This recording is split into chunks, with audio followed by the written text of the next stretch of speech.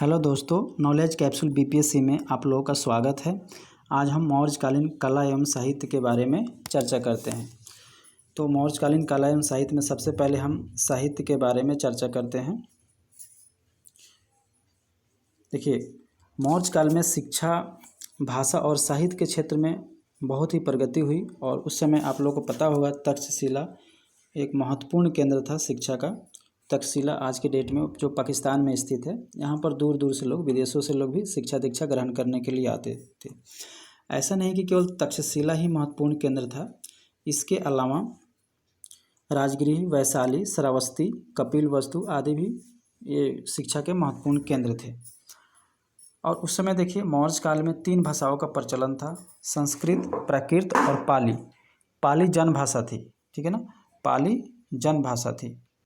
चलिए हम कुछ महत्वपूर्ण बिंदुओं पर चर्चा करते हैं जो कि एग्जाम की दृष्टि से महत्वपूर्ण है। सबसे पहले हम अर्थशास्त्र की चर्चा करते हैं जो कि चाणक्य के द्वारा लिखा गया था।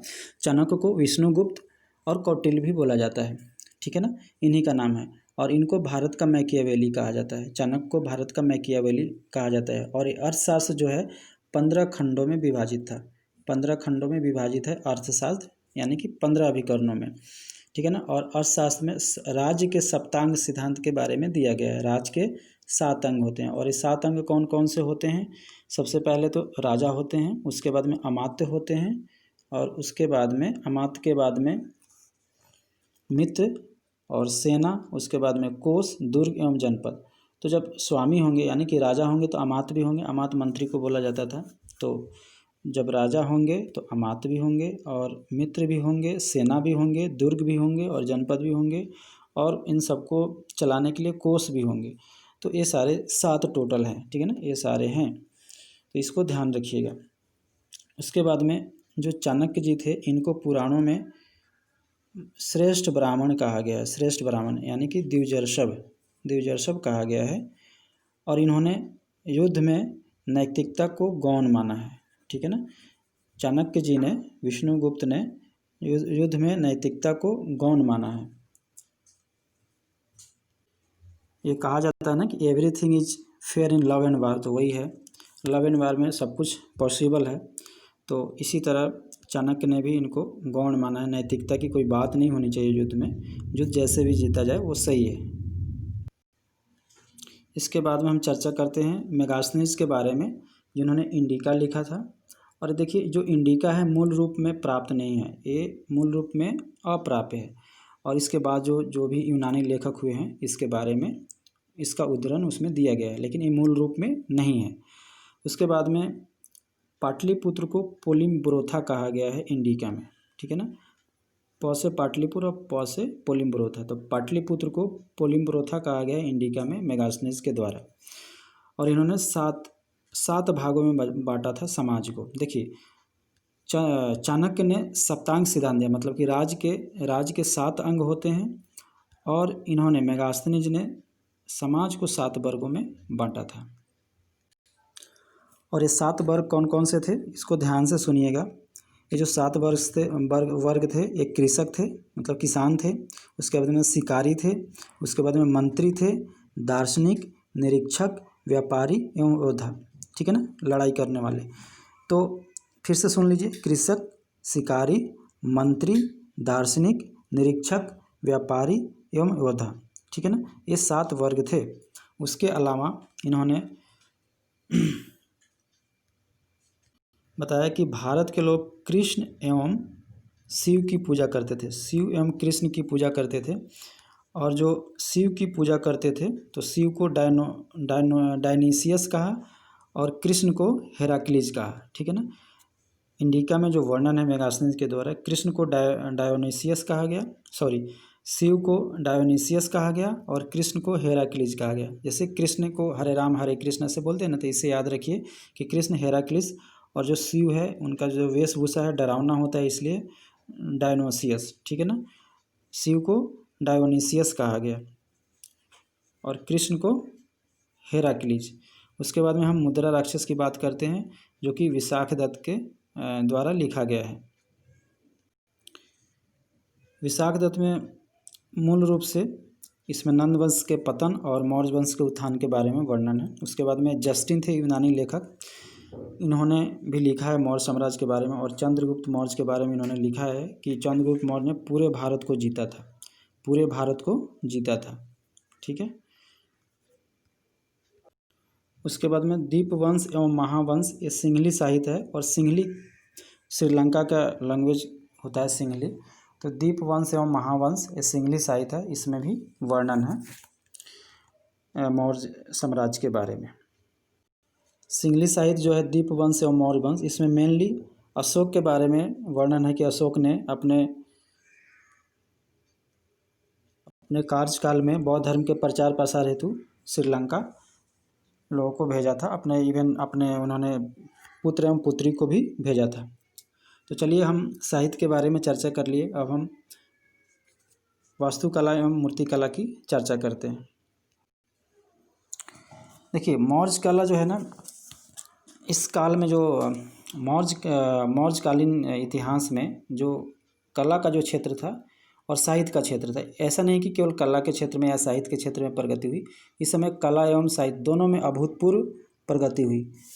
अब जैसे पाटलिपुत्र में एक कुम्हरार में राजप्रसाद है, राजमहल है, प्राप्त हुआ है, जो कि इसके बारे में एरियन ने वर्णन किया है। यूनानी लेखक एरियन है, उसने बोला है कि मेसोपोटामिया और एक बतना का जो राजप्रसाद है, राजमहल है, उससे कहीं श्रेष्ठ है ये कुम्हरार का, पटना का राजप्रसाद।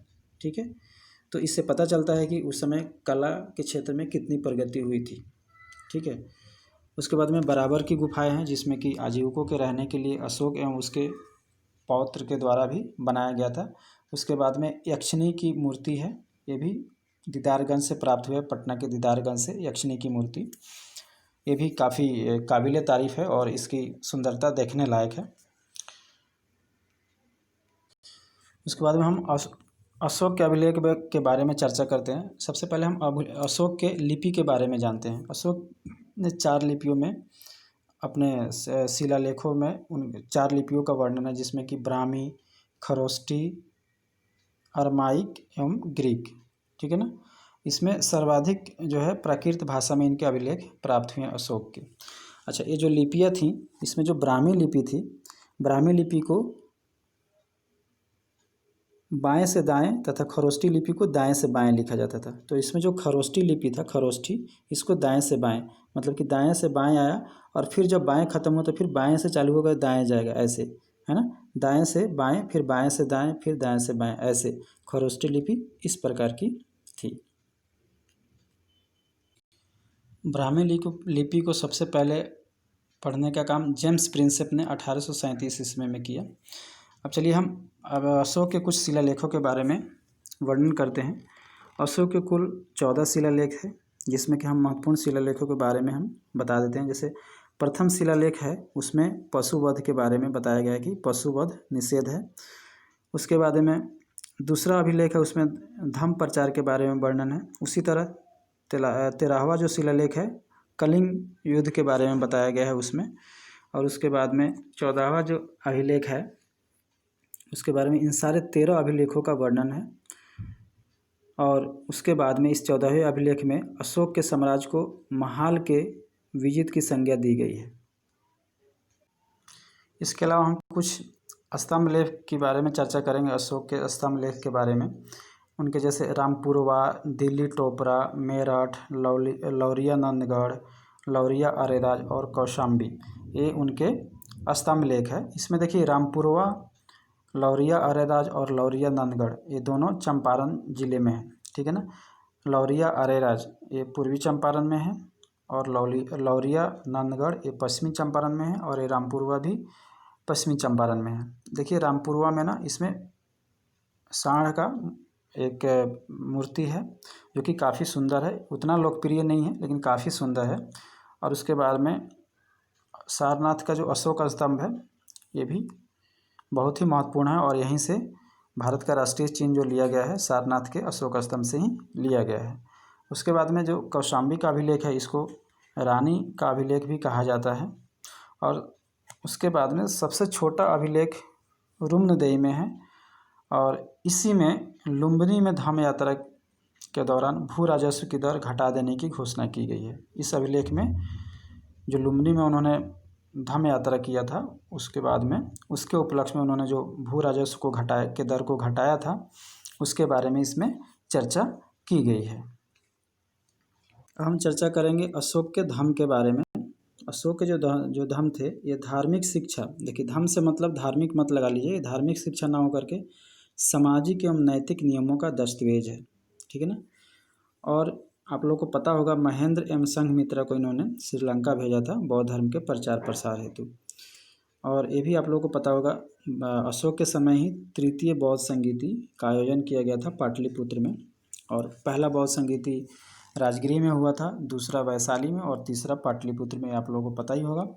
और चौथा जम्मू कश्मीर में कुंडलवन में, ठीक है ना। और इसके बाद में देखिए यूरोपीय एक लेखक हैं, इनकी जो अशोक की तुलना है रोमन सम्राट कंस्टेंटाइन से की गई है, कंस्टेंटाइन से की गई है। चलिए हम कुछ स्तूप के बारे में भी चर्चा करते हैं। देखिए स्तूप जो है सर्वप्रथम इसका उल्लेख ऋग्वेद में मिलता है, ठीक है। और स्तूपों का जो निर्माण किया गया था ये ईंटों के द्वारा किया गया था। और कुछ महत्वपूर्ण स्तूप है, जैसे सांची का स्तूप मध्य प्रदेश में है, भरहुत का स्तूप ये भी मध्य प्रदेश में है, तथा सारनाथ में स्थित धर्मराजी का ये भी स्तूप है, जिसका निर्माण, इन सारे का निर्माण अशोक ने करवाया था। और केसरिया का बौद्ध स्तूप जो कि बिहार के पूर्वी चंपारण जिले में है, इसका भी निर्माण अशोक ने करवाया था। और ये जो केसरिया का बौद्ध स्तूप है आज के डेट में विश्व का सबसे ऊंचा स्तूप है। और इसका खनन जो है 1998 में किया गया था। उसके बाद में पता चला कि भाई यहाँ पे स्तूप है, नहीं तो उसके बाद में वहाँ पे जो लोकल लोग थे उसके बारे में यही जानते थे कि जस्ट ऐसे ही माटी का कोई गुंबद है, बड़ा सा मिट्टी यहाँ पे जमा हो गया है, स्तूप वगैरह के बारे में लोगों को पता नहीं था। लेकिन जब खनन हुआ तो पता चला कि हाँ यहाँ पे स्तूप है, और एक आज के डेट में काफ़ी महत्वपूर्ण स्तूप बन गया है केसरिया का स्तूप। तो चलिए दोस्तों, इसी के साथ में मौर्य से रिलेटेड सारे वीडियो समाप्त होते हैं। इसके बाद में हम अब मौर्य काल के बाद के इतिहास के बारे में चर्चा करेंगे। आप लोग इस वीडियो को लाइक, सब्सक्राइब और शेयर ज़रूर करें। धन्यवाद।